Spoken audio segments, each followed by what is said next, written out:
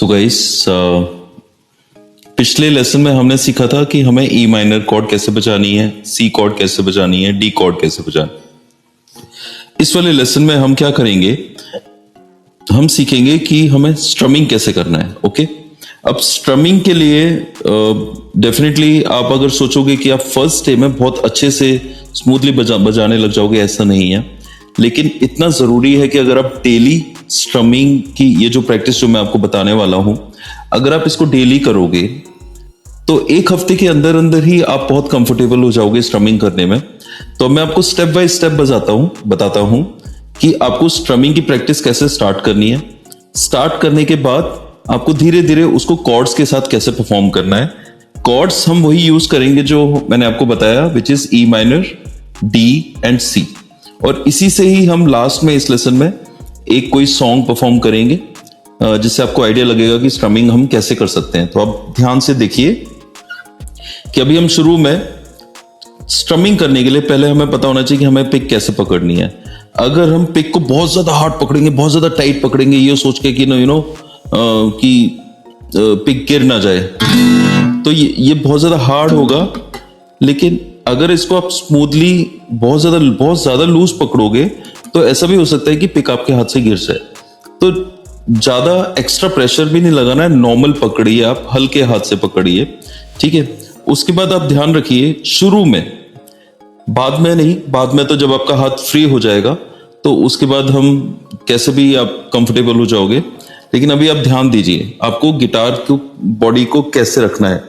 आपको इस तरह से रखना है गिटार की बॉडी को कि आपका जो हाथ है वो आराम से स्ट्रिंग्स के ऊपर इस तरह से रोटेट हो पाए। तो बेसिकली इस एल्बो को आप यहां पर रखिए।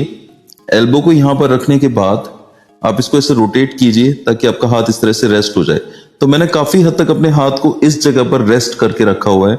अब यहां पे आराम से बैठा हूं मैं, बहुत ही सिंपली बैक स्ट्रेट करके बैठा हूं, ठीक है। और इस हाथ से मैं कॉर्ड्स पकड़ूंगा।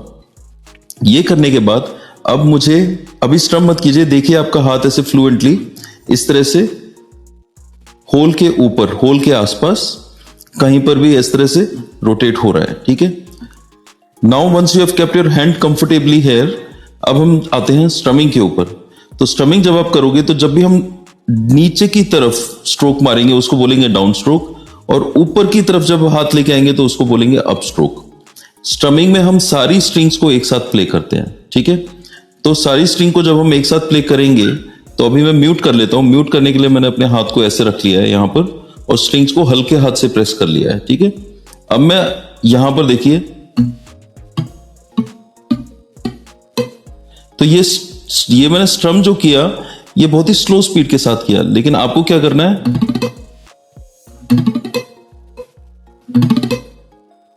ठीक है। तो इस तरह से आप 2 या 3 बार प्रैक्टिस कीजिए। ये करने के बाद फिर आप नीचे से जब लेके आएंगे तो हाथ को थोड़ा सा ऐसे घुमाएं। घुमाने के बाद ये देखो पिक जब ऊपर से जा रहे हैं तो पिक का जो फ्रंट पोर्शन है वो नीचे है और हम ऐसे नीचे फ्लो कर रहे हैं पिक को। लेकिन जब ऊपर लेके आएंगे तो हाथ को हम ऐसे घुमा लेंगे ताकि पिक नीचे से ऊपर आए, ठीक है। अगर ऐसे ही करता हूं तो फिर ऐसे अटकने के चांसेस हैं, अंदर घुस जाएगी, ठीक है। तो ऐसे क्या होगा, एक स्मूथ फ्लो के साथ पिक ऊपर आएगी और जब नीचे जा रहे हैं तो स्मूथ फ्लो के साथ पिक नीचे जाएगी, ठीक है। ये करते हैं तो लेट्स से मैंने ई माइनर कॉर्ड पकड़ा है तो ये साउंड देखो ऐसे आएगा। अब नीचे से आ रहा हूं तो, ठीक है। Now what do you mean by strumming?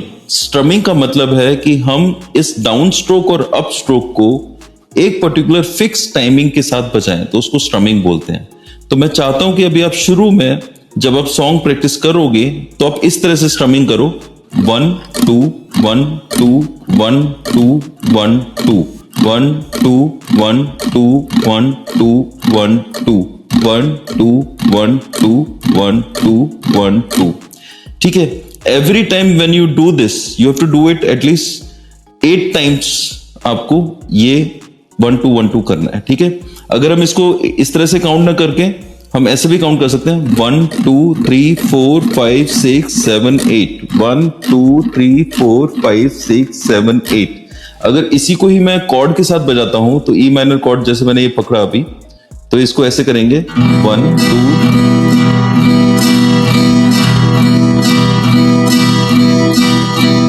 1 2 3 4 5 6 7 8।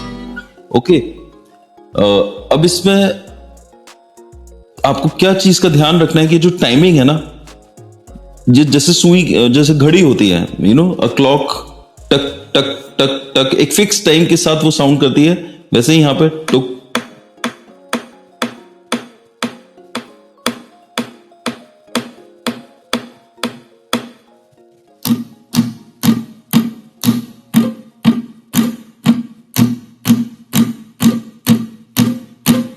ये तो मैंने सिर्फ डाउन स्ट्रोक मारा। अगर आपको इसी टाइमिंग में डाउन और अप करना है तो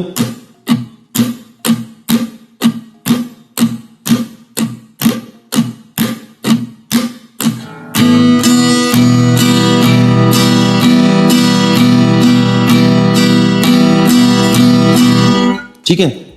तो पहले दिन आपको शायद थोड़ा सा दिक्कत होगा, लेकिन सेकंड डे से ही आप कंफर्टेबल हो जाओगे। फिर आपको क्या करना है, ई माइनर कॉर्ड, सी कॉर्ड और डी कॉर्ड। तो अब नोटिस करो, आपको ऐसे 1 2 3 4 5 6 7 8, इसमें आपने 4 डाउन स्ट्रोक किए, 4 अप स्ट्रोक किए, तो बेसिकली टोटल 4 सेट्स किए आपने। तो आप जब कॉर्ड प्लेस कर रहे हो तो यहां पर आप देखिए 1 2 3 4 5 6 7 8, 1 2 3 4 5 6 7 8, 1 2 3 4 5 6 7 8। मैं आपको क्या दिखाना चाह रहा हूं, मैं ये दिखाना चाह रहा हूं कि कॉर्ड शिफ्ट करते टाइम मैंने अपने इसके टाइमर को स्टॉप नहीं किया, ठीक है। लेकिन आप जब शुरू में फर्स्ट टाइम आप प्ले करोगे तो डेफिनेटली आपको दिक्कत होगा कॉर्ड्स चेंज करने में, और कॉर्ड्स चेंज करते टाइम आपका जो ध्यान है वो यहां से इस हाथ से इस वाले हाथ पर डाइवर्ट हो जाएगा और यहां पर रिदम ब्रेक हो जाएगा। लेकिन आपको टेंशन लेने की जरूरत नहीं है, you have to get habitual to this, ठीक है। धीरे धीरे आपको पता समझ में आएगा कि जब आप कॉर्ड चेंज कर रहे हो तो ये टाइमिंग ब्रेक नहीं करना है, भले ही हम कॉर्ड सही से ना पकड़ पाए, ठीक है, गलत स्ट्रिंग पर भी हमारा हाथ चला जाए, लेकिन इस हाथ की टाइमिंग को हमें रोकना नहीं है, ठीक है। So I will play a simple song on this rhythm only.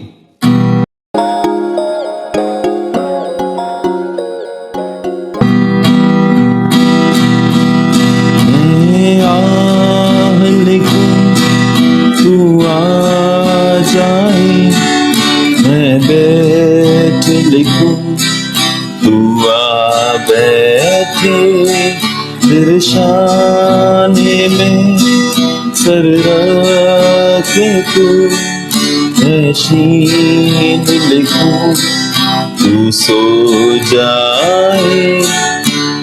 1 2 3 4 1 2 3 4 1 2 3 4 1 2 3 4। तो आपको हमेशा फर्स्ट जो डाउन स्ट्रोक है उस पर 1 काउंट करो, अप पर कुछ भी काउंटिंग मत करो, गैप लो। तो 1 2 3 4, ठीक है।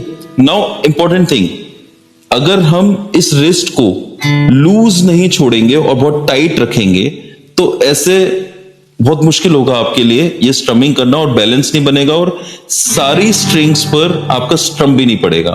तो आपको ये इस हाथ को ऐसे घुमाना है, 1 2 1 2 1 2 1 2, ठीक है। So today what we have learned is simple basic downstroke and upstroke in the timing of 4 beats, 1 2 3 4, 1 2 3 4, 1 2 3 4, 1 2 3 4, 1 2 3 4. Okay, so in this lesson I have told you how to do the strumming.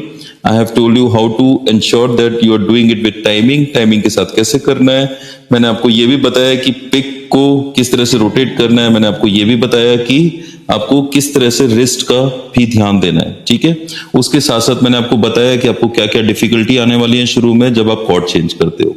तो इतना सब कुछ सीखने के लिए इस lesson में please आप ये लेसन को ध्यान से सुनिए, सीखिए और इसके बाद आप मुझे ज्वाइन कीजिए और मुझे दिखाइए कि आप कैसा परफॉर्म करते हो।